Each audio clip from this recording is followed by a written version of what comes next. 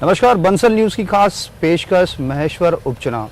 जी हाँ, ये महेश्वर उपचुनाव जो है भारतीय जनता पार्टी और कांग्रेस के लिए एक साख का विषय बना हुआ है। अगर एक तौर से देखा जाए तो ये एक पारंपरिक सीट रही है कांग्रेस की। पिछले 3 दशकों से ज़्यादा समय से कांग्रेस का यहाँ पर दबदबा रहा है, लेकिन इस मरतबा भारतीय जनता पार्टी का दावा है कि ये सीट पर भारतीय जनता पार्टी अपना कब्जा जमा के रहेगी।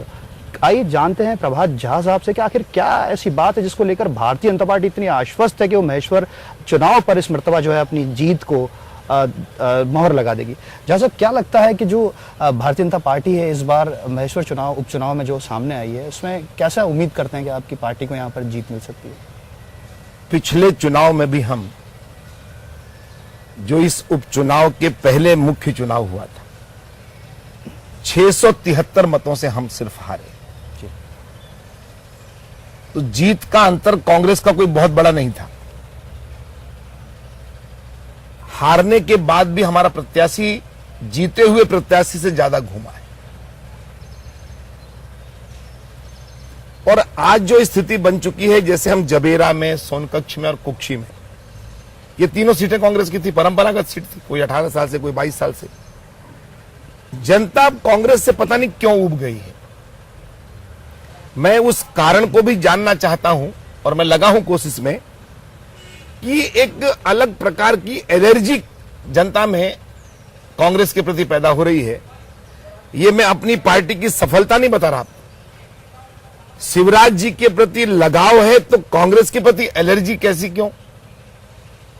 अगर कांग्रेस का प्रत्याशी जा रहा है तो उसको लोग वहां कहने की मोबाइल बदलू साधो आया है। पिछले चुनाव में उन्होंने मोबाइल नंबर दिए थे लोगों को, और जैसे ही चुनाव जीत गए तो विजया लक्ष्मी जी चली गई दिल्ली, वो चले गए भोपाल, मोबाइल हो गया बंद, दूसरा नंबर ले लिया होगा। जनता इतनी जागरूक है, वो चाहती है कि जीता हुआ प्रतिनिधि मेरे बीच में रहे, दुख सुख में खड़ा हो। नहीं हुए हैं। भारतीय जनता पार्टी ने इस क्षेत्र को इस निगाह से देखा है कि महेश्वर इतिहास के पन्नों का सबसे गर्व भरा यह पन्ना है, लेकिन इस पन्ने को अभी तक बहुत पन्ने अधूरे हैं, अनछुए हैं, उनको नहीं छुआ गया जी।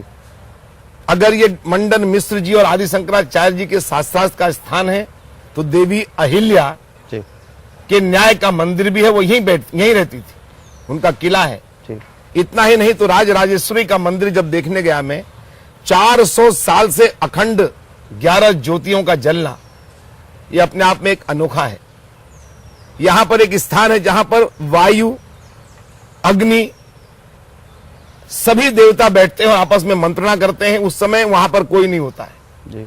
उस मंदिर में भीड़ नहीं लगती है, क्योंकि वहां पर देश के विकास की मंत्रणा होती है।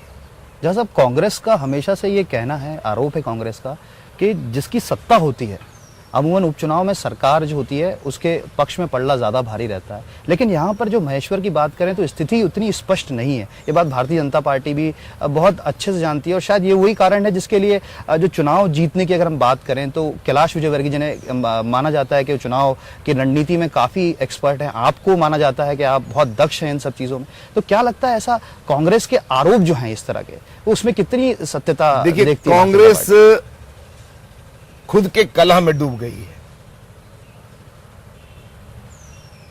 आज कांग्रेस में ही छटपटाहट। एक पिंजड़े में कांग्रेस यहां बंद हो गई। कोई भी पार्टी लोकतंत्र में आंतरिक और बाह्य लोकतंत्र दोनों ही चाहिए उसे।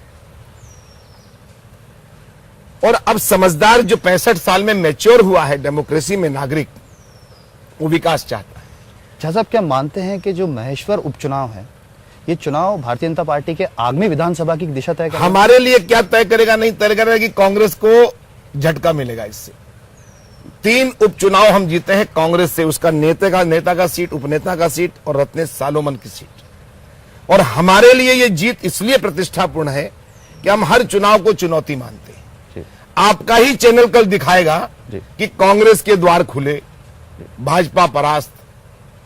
हम अभी तक 98% स्वायत्त शासित संस्थाओं में जीते हैं, 100% 3 विधानसभा जीते हैं। लेकिन वो नहीं कहोगे आप सीधे सीधे कहोगे कांग्रेस का द्वार खुला। तो हम कांग्रेस का द्वार मध्य प्रदेश में बंद करना चाहते हैं और इसलिए प्रतिष्ठापूर्ण इस चुनाव में हमने अपने सारे कार्यकर्ताओं को, मैंने 10,000 पत्र जी खरगोन जिले के कार्यकर्ता को लिखा है जी कि कोई भी बात हुई हो, अगर व्यक्ति की नाराजगी हो तो व्यक्ति को सजा देना चाहिए, पार्टी को नहीं। हर तरह से, हर कॉर्नर से। और मैंने पहले कहा आपको कि भाजपा कितना जीतना चाहती है मुझे पता नहीं, लेकिन जनता बीजेपी को जिताना चाहती है।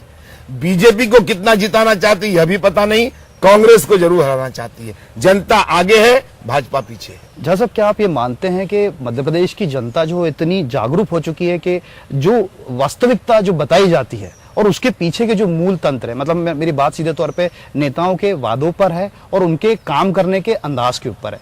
बात करें पेट्रोलियम मूल्य की, तो केंद्र के ऊपर भारतीय जनता पार्टी ने काफी आरोप लगाए, लेकिन खुद के वैट टैक्स की अगर बात की जाए तो उस पर कई हद तक जो है प्रदेश की जनता जो है उससे प्रभावित हुई। तो क्या कहना है इस क्या लगता है आपको 19 बार कांग्रेस ने पेट्रोल की कीमतें बढ़ाई? अगर हम 19 बार वेट कम करते जी। तो क्या यहां पर जननी सुरक्षा चलती, लाडली लक्ष्मी योजना चलती, कन्यादान योजना चलती? अपराध कोई करे और सजा कोई भुगते, ये कहां का न्याय है? इसलिए इस चुनाव का सबसे बड़ा मुद्दा है 7.5 रुपये पेट्रोल के दाम बढ़ना। जो नौजवान पल्सर या हीरो होंडा पे किक मार रहा है वो कांग्रेस को किक मार रहा है। वो कह रहा है कि ना ना ना ना ये तो हटाओ। और मुझे भी नहीं लगता कि ये अनायास एलर्जी क्यों पैदा हुई है। जनता का किक महंगा किया है तो कांग्रेस को किक देने में कोई चूक नहीं कर रही जनता। झा साहब, 127 योजनाओं की बात की है भारतीय जनता पार्टी ने चलाई है, जो जनहित में चलाई है, लेकिन क्या लगता है अगर वैट टैक्स कम किया जाता तो इसका सीधा लाभ जो है मध्य प्रदेश के 2 रुपये 30 पैसे कम होंगे। 33 रुपये कांग्रेस ने बढ़ाए हैं, उनके सेंट्रल के सारे टैक्सेस हैं। इसलिए हम जो योजना चला रहे हैं, क्या 100 रुपये किसान को नहीं दे रहे हैं हम? 855 करोड़ रुपए किसानों को